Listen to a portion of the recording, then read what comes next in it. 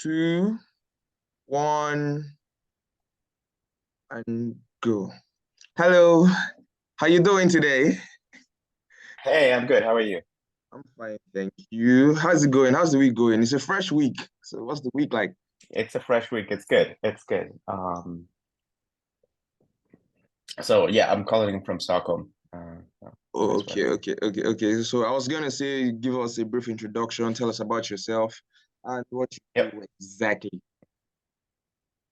Yeah, so I'm Magnus. I head up emerging tech and Europe for Iterate AI. We're a low-code platform helping large enterprises to make AI solutions.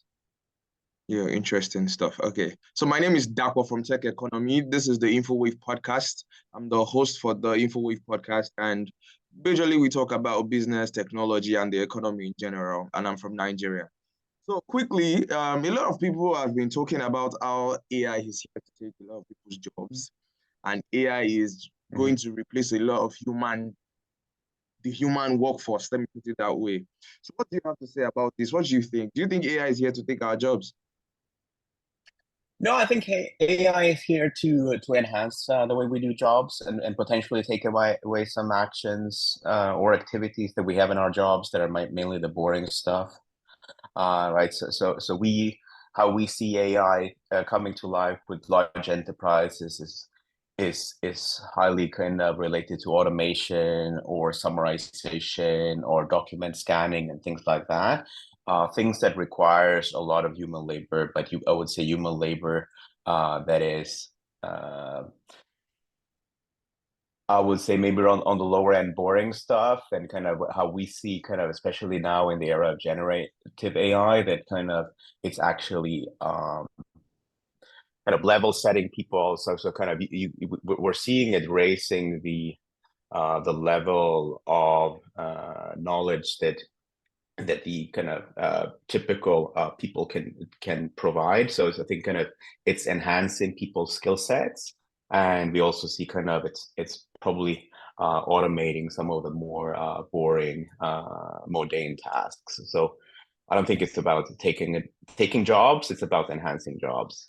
It's about enhancing jobs. But on this side of Africa, developing countries, I don't think we say it that way because if AI is going to assist you with better data processing, personalized assistance, emotional intelligence, and the likes, well, I mean, a couple of people would lose their jobs. For instance, virtual assistants now, AI is already doing that.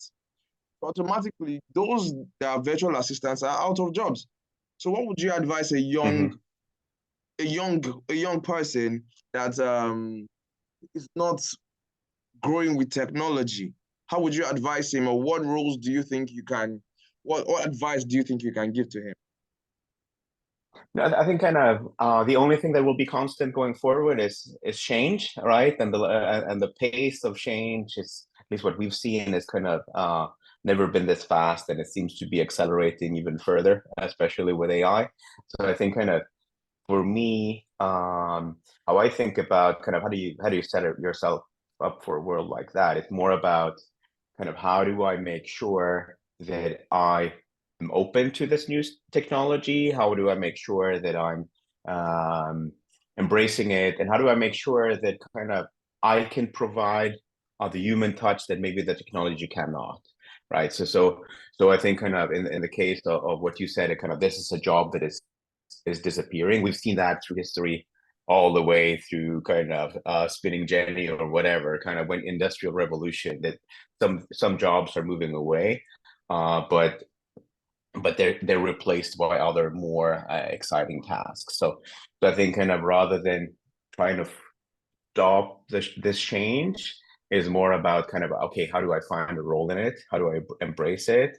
Because yeah, none of us will have the possibility to change this. It's a strong force, right? So how do you get on top of it?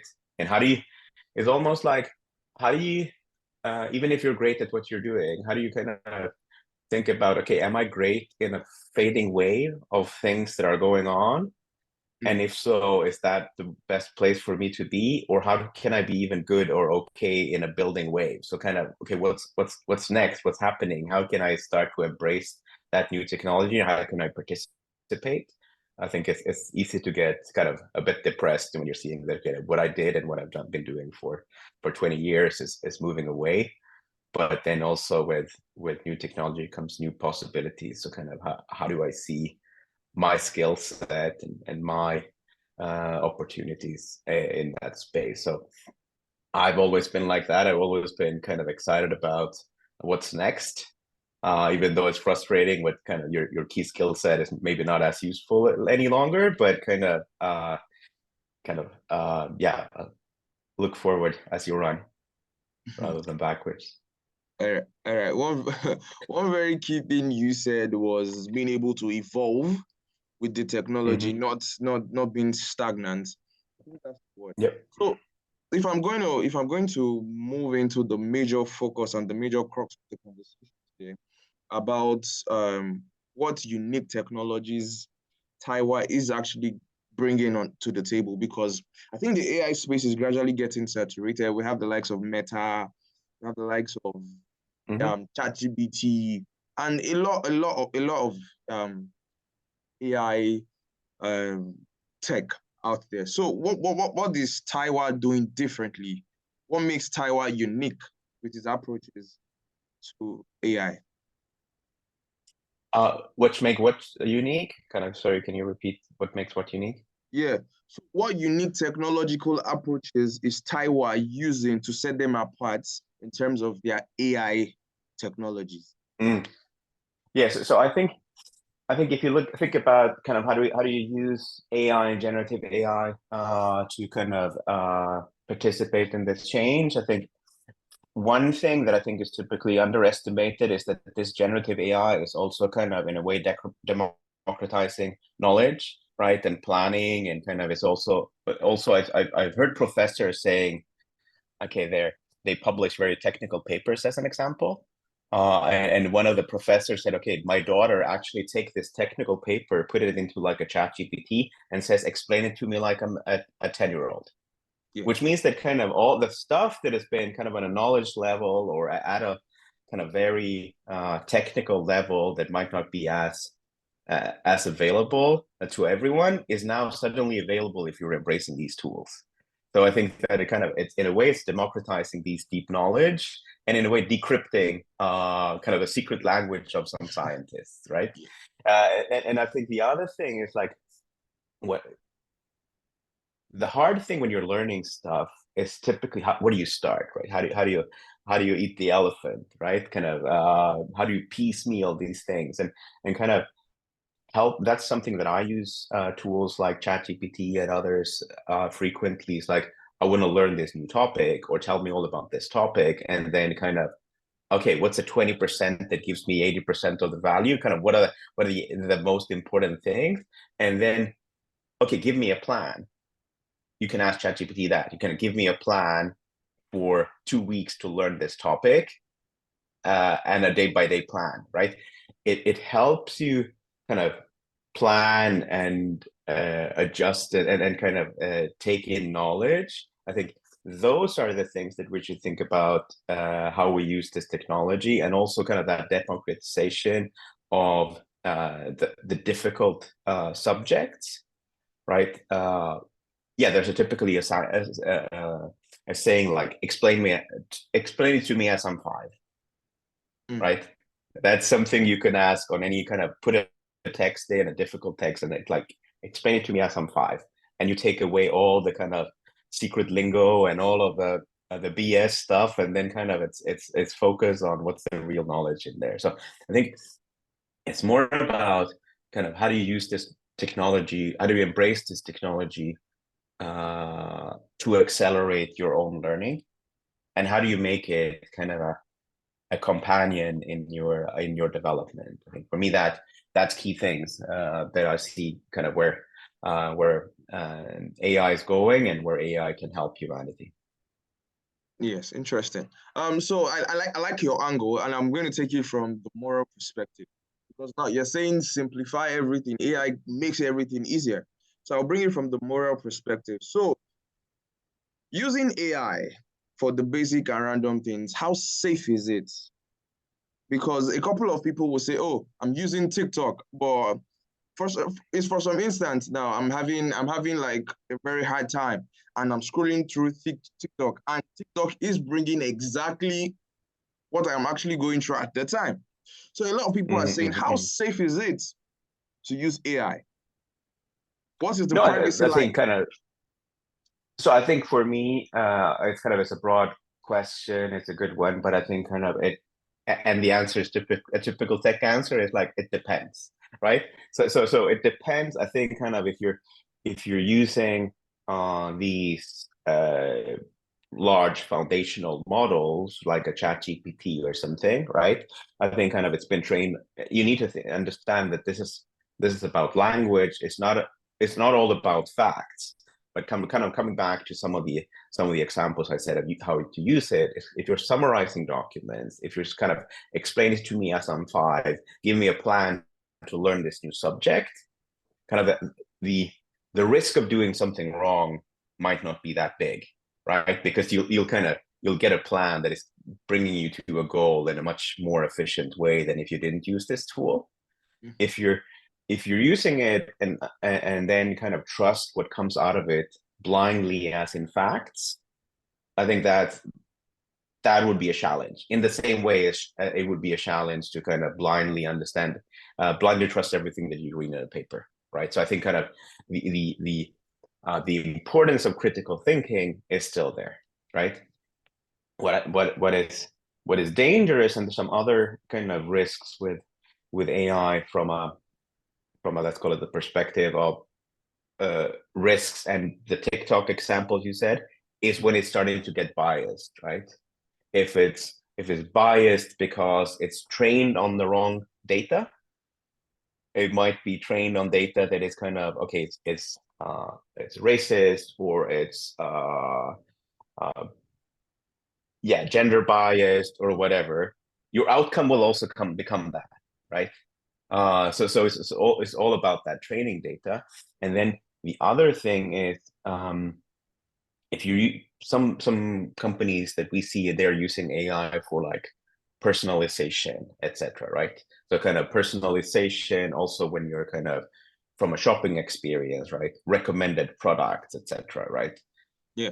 There's potential upsides for that, because it tells you about stuff that kind of, I didn't think about that. That's a great thing. Or I didn't know that this thing was on campaign. I'll get a better offer now. But if kind of other scenarios might be, okay, what happens if that data is kind of intruded by external data? Like, I don't know, someone is pushing just their product and everyone gets recommended to buy that product. It's kind of maybe not a human risk, but it's a kind of it's ways to influence your behavior that we haven't seen before AI. Right. So there's I'm with you. You were about to finish. Yeah. No. So I think that's there's risk. I mean, kind of using like ChatGPT, etc. I think that's kind of low risk because it's kind of everything, but you need to kind of understand that this is potential bias in there. There's probabilistic stuff. There might be things that kind of it doesn't know, so therefore it makes up an answer, right? So you kind of need to kind of have that critical thinking with you.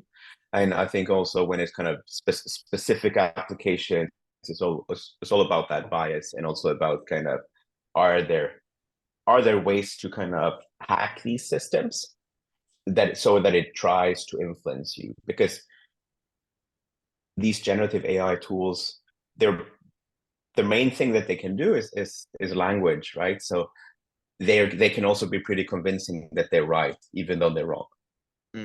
Yes. I agree with you, because I was going to give a very clear example, because while I was in uni, we used AI at some point, ChatGPT to be precise, for some questions. And naturally, I would expect to have 100 over 100. But then I didn't have a perfect score.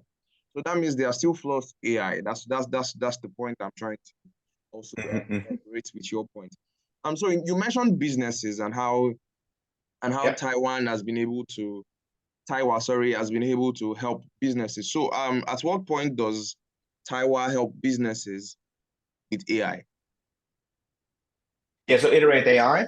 So what we have, we help businesses with AI in ways so that you can kind of help to build things quickly.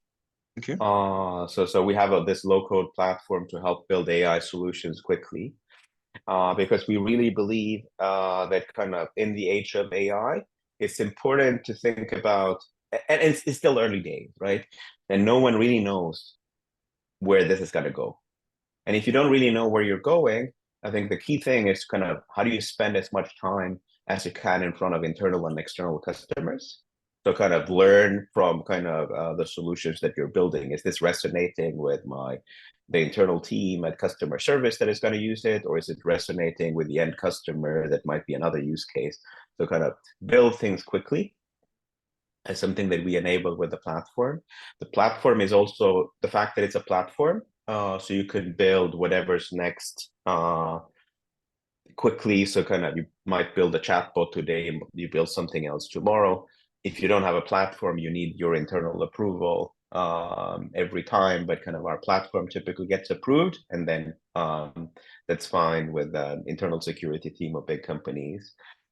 And the last thing, and also that kind of helps from a flexibility perspective, right? We have a platform. If you want to change something, if someone is releasing a new language model, or there's a kind of a big shift in new AI technology, we'll build that into the platform, and you're kind of securing that you have a way to build whatever's next. The last thing that we do on the platform is really to bridge the AI engineering gap. So getting hold of AI engineers is pretty hard. The best engineers typically wants to go to big tech that has a ton of money, or they want to go to a startup where they kind of can influence their future in a bigger way, rather than traditional big companies. So what we do with our platform is we bridge that gap. So we build the latest and greatest AI knowledge into the platform in our, let's call it Lego blocks that we have, so you can put that in hands of more traditional developers or even business analysts. So we do that, and we kind of help large companies to build anything from like license plate recognition to chatbots to OCR solutions and customer service solutions for banking and insurance. So yeah, that sounds like an entire ecosystem there. yeah, that's really what we do. So that's what so iterate AI, our platform is Interplay. So that's the platform that we're using for our customers, and we'll let our customers use. All right. So in terms of, I'll bring you back to the question of privacy. Yep. Your customers, how sure are they that their data is private and it's not going to be used in the wrong, or their data is not going to be in the wrong hands, I must say. So can you confidently, I'm with you.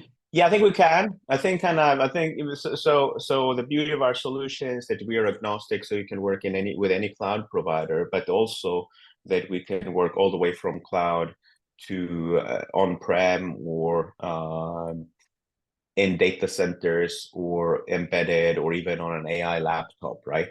So what we see actually, maybe not moving the data, but when it comes to large language model, there's a lot of kind of move to run those language models on-prem, and running it inside your data center, right? Because the key thing that you have as a large enterprise is your own data.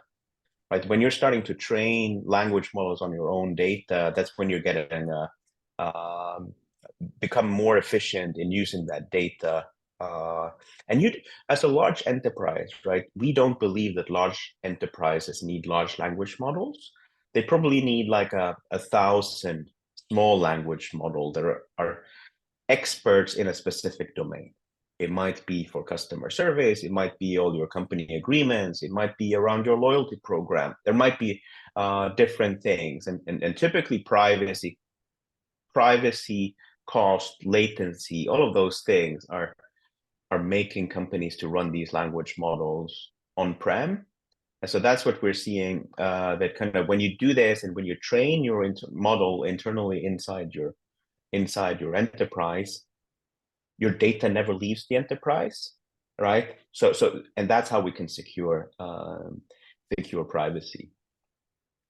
We see that kind of as a big move as well. It's almost like leadership philosophy, right? If you think about leadership philosophy, how do you run a large organization as efficiently as you can, right?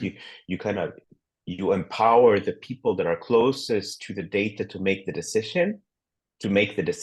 Like imagine I'm a big retailer, like I want to put the tools for my store employees to make the decisions of what's best for my store. They might understand much more about localized offers, or why traffic is down, or whatever it might be for a local store. So you want to embrace them to make the decision. I see AI the same way and compute the same way. You want to move the compute power to where the data is, being it inside a store on a server, or being it in a drive-through for ordering a burger through a voice assist, or being it kind of embedded in a headset to kind of understand the manuals of the machine that you're in front of. But kind of rather than all the time you need to go up to the cloud and then wait for the answer back. So kind of, yeah, so we see a lot of kind of distributed compute, and that's the way forward. The other thing that we're seeing as a big move is AI starts with training, right? You're training these models, but the big use of AI is when you're using these models, what's called inference, right? So the inference we've enabled, so you can run inference on like Intel CPUs in a store or in a data center, versus you need to go and run it on an NVIDIA GPU in the cloud. So we see a lot of kind of and we kind of try to accelerate that. How do you actually move from POCs around AI to how does this scale, and then how does it scale in the place where it makes most sense from cost perspective, privacy perspective, latency perspective, right? Yeah, thank you very much. So I think it's almost 30 minutes, but I would ask this question and say that what would you say to business owners or large businesses that have not embraced AI? If you were to convince them and tell them the usefulness of AI, what is that one thing that you're going to tell them? No, I think the key thing for me is kind of start doing something. It's gonna change your business, but think about what's your key benefits today. Typically, your key benefits of what you're doing today lies in the internal knowledge of your data, the vertical data that you have inside your company. How can you build something around that? And if you're thinking about building something around that, think about what really moves the needle for your company, being it a more efficient supply chain, being it a more efficient customer experience, being it a more efficient employee experience, and how do you kind of start to use this technology inside those spaces. It's easy to just say, okay, let's build a chatbot around the HR handbook, or something that no one really uses in the first place, right? The HR handbook, if I have a question around the HR handbook, I ask my colleague that sits next to me, and I might do it 2 times a year, right? It doesn't move the needle for the company. Like, how do you dare to experiment in the things that are really the value creating processes inside your company? So, and I don't think kind of standing on the side and waiting to see what's happening with AI is gonna save you. I think embrace it and be part of it. I think that it's gonna be the companies that are embracing this new technology is gonna accelerate away from the companies that are not. Mm. So it's no longer large eating small. It's kind of fast running away from slow. Yeah, I I agree. I agree with you. I agree with you. I agree with you. So I was going to bring up a very trendy conversation that has been everywhere right now, and how in terms of how they say Apple is not evolving. Mhm. They still keep on cycling the same kind of technology for us. What role do you think AI will play in technological development in general and creative thinking? Technological development, yeah, I think it's going to play a huge role. We see that in software development as an example, right? So think about the evolution of software development. Like in the beginning, first computers, you needed to write assembly. Then you moved into like a C plus, and then kind of it became functions, and then kind of now the programming language is almost English, right? You write in English what you want to do, and then kind of AI takes care about the coding for you. So I think it's going to accelerate or it's going to accelerate the velocity of developing new functionality. I think for sure that we're going to see much more new code coming out, and therefore much more new innovations and experimentation coming out. So I think from a software development perspective, that's definitely something that's going to accelerate. But also back to where we started, we talked about democratization of knowledge, right? Yes. Even if it's kind of just deep engineering knowledge inside a company that is building airplanes, I don't know, whatever kind of you imagine, but all the knowledge on how to build stuff the best way for kind of durability, etc. You could train an AI to have that and help it experiment for you on how do you build the next version even better. I think it's going to accelerate that. And I think it's also going to accelerate like creativity processes, right? You think about ideation, you think about rather than spending half of your project in drawing things on your computer, you might have your computer to, okay, help me create 5 versions of this and then start with that, because typically most people move faster if they react to something that's there versus kind of full abstract thinking from the beginning. So kind of accelerating to getting prototypes to react to. I think that's gonna help accelerate creativity as well as productivity. Yeah, amazing. So if I was to make you choose between an iPhone 15 Pro Max or a Samsung Galaxy something, which would you prefer? Which would you use? I'm an Apple guy, and I think I'm an Apple guy because of the ecosystem that Apple built. And it might be kind of sometimes that kind of you see the Android devices leading from a technology perspective, but I like the fact that kind of I can move freely my AirPods between my MacBook and my iPhone, etc., etc. So there's kind of it's more the ecosystem and that about Apple. And I also think kind of if you look at Apple historically, they might not have been the first mover of everything, but they're pretty good at packaging stuff and letting others make some mistakes. So I'm pretty sure also Apple will be in the game for AI. Yeah. All right. Thank you so much, Magnus, for joining the conversation. I already put you on the spot there, and for sure, for sure, I'm going to tell everybody that you prefer to use the Apple ecosystem to Android. And trust me, a lot of Africans, Nigerians to be specific, who would rather go for an Android phone rather than an Apple phone. Yeah. So final words in terms of what Taiwan is doing, and how would you say Taiwan is coming to Africa soon? And if they are already, what plans and what steps have been taken? No, so iterate. The company iterate. So I mean, we're working with large enterprises to build AI solutions. We're coming to where the customers are. So as kind of if there's a great opportunity, and I think there's great opportunity in Africa, we'll be there. So far, as we're kind of a scale-up company, our base is North America. We've been growing with partners in Asia Pacific.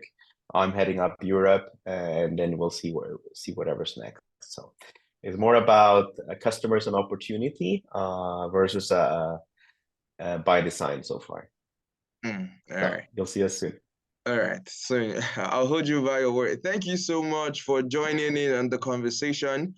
This is InfoWave, the podcast. If you are listening across all our platforms, YouTube, Spotify, Apple, podcast. Anything, please do not forget to subscribe. Make sure you like and check us out at Tech Economy across all social media platforms. It was nice having Magnus. It's very difficult to pronounce his name. If you can help me out. Yeah. So my name is Magnus Tagstrom. I'm GM Europe for Raider. All right. Thank you very much for joining the conversation. I really appreciate it. Thank you. Thank you. All right. So that would be all. Thank you. I'm stopping the recording now. And